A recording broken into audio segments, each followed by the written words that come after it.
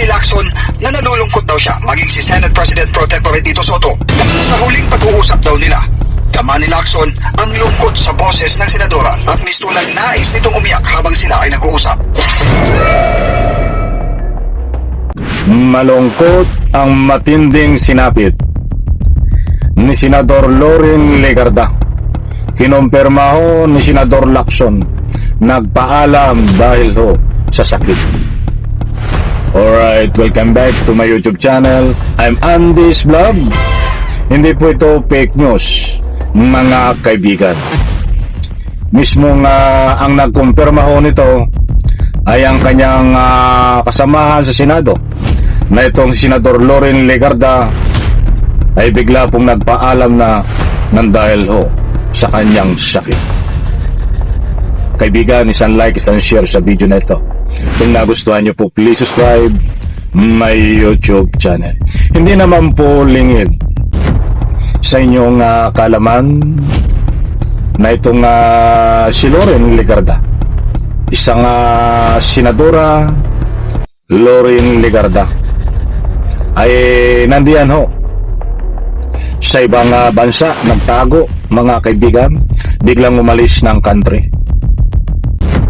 Marami po ang espekulasyon na ika nga po nagtatago na ito, hindi na babalik sa Pilipinas. Yan ang mainit na usapin sa malalaking stream media at social media. Mata nakakagulantang ho, mga kaibigan, na mainit at kalalabas pa lang na balita. Mismong kinumpirma na ho ni Senador Lacson na ito pala ay may sakit, kaya bigla hong nagpaalam na. Nako, matindi ho, mga kaibigan. Nirespeto po natin ang mga nabanggit na sakit dito na naging dahilan po ng kanyang pagpaalam. Dahil tao lang po tayo, pag ganyan po mga sakit na, ayan po ay nirerespeto natin kung ano ang mga rason nila. Para sa lubos nyo pong pangunawa, mga kaibigan, ibabahagi ko po sa inyo kung bakit nangyari ito. Ano ang nangyari kay Senador Loren Legarda? Bakit biglaan at humantong siya ganito?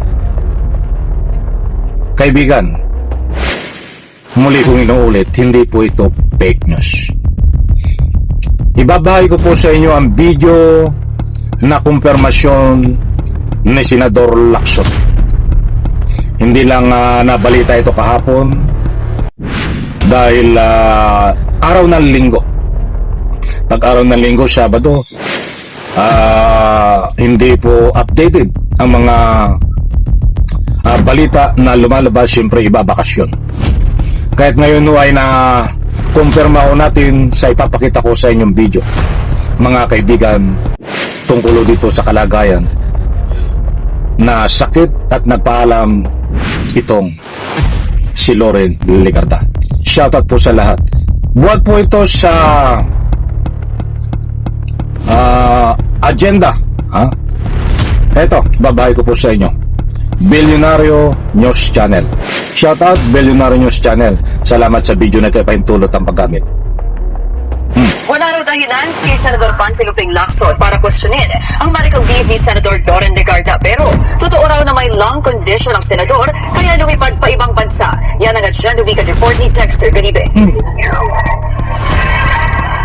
May dinaramdam sa kanyang baga si Senator Loren Legarda. Yan ang kinumpirma ni Senador Ping Lacson kasunod ng paghahain ni Legarda ng extended medical leave.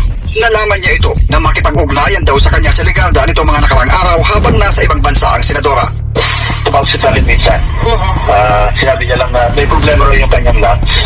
Kaya, and I can only sympathize with her kasi medically, talagang sinek ulit sa mga kasamahan ko sa majority. Totoo araw na meron siya dinaramdam. Sabi ni Lacson, may basihan ang medical leave ng senadora. Wala rin niya siyang dahilan para pagdudahan. Ayun, mga kaibigan, hindi po tayo nagpapakalat ng anumang fake news dito. Maliwanag naman o siya ay nagpaalam dahil mayroon po siyang iniinda na karamdaman. Matindi ho. Tapusin po natin mga kaibigan dahil mas matindi pa ang inyong matutuklasan sa video na ito. Buhat sa Billionaire News. Ito ho, panoorin po natin. Dahil kailangan niya talaga ang medical check-up bukod pa sa kanyang legal battle dito sa Pilipinas. Sabi ni Lacson na nalulungkot daw siya maging si Senate President Pro Tempore Tito Soto dahil dati nilang kakampi si Legarda sa Senado na matagal nilang nakasama sa tinaguriang Mythical Five. Sa huling pag-uusap daw nila, tama ni Lacson ang lungkot sa boses ng senadora at mistulang nais nitong umiyak habang sila ay nag-uusap.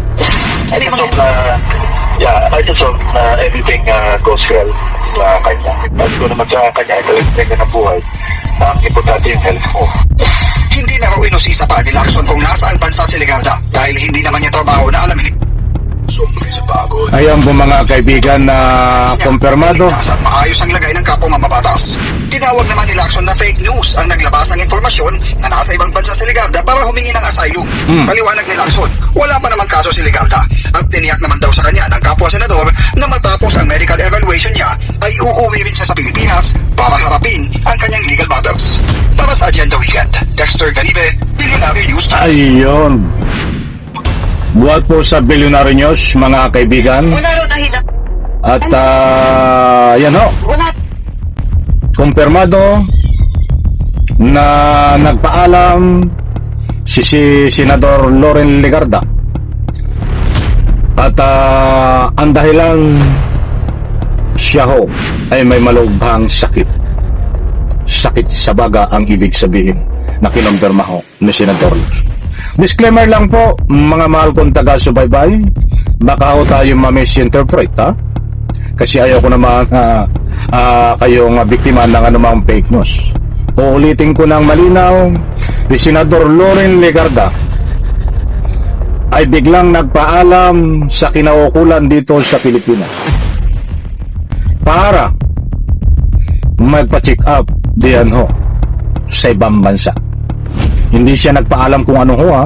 Baka yung iba ay bang iisip. Kahit mga kaibigan, any reaction dito sa binahagi ko po sa inyo, ano po ang masasabi nyo? Umiiyak daw eh. Umiiyak doon ho sa pinagtataguan, mga kaibigan. Totoo ba ho ito o mayroong katotohanan? Alam niyo ho, ay medyo alam na ang mga ganyang galawan. Sana hindi totoo ang mga sinuman na nagbibigay ng anumang public opinion. Dahil noong pa man, kahit sinong malalaking politiko, senadora, congressman, mayor o ano pa man politiko, pag nakakaramdam na sila ho ay may kaso na walang piyansa, kapag mayroon po silang, kapag wala silang hold departure order, nako, ay dinadahilan ho, ay magpapagamot at hindi na babalik sa Pilipinas. Sana hindi ganyan si Loren Legarda. Sana yung kanyang pagpapagamot ang tunay na dahilan. Kahit hindi po tayo nagkukonklude dito, abangan po natin. Bagamat siya ay may sakit, ay tayo po ay nananalangin na sana gumaling ang kanyang sakit. At sana isaisip niya, bumalik siya sa Republika ng Pilipinas at sagutin niya kung ano ang dapat niyang sagutin sa tamang panahon. Alam ko mga kaibigan, nakuha nyo ang gusto kong ipunto. Isang like, isang share sa video na ito. Salamat po.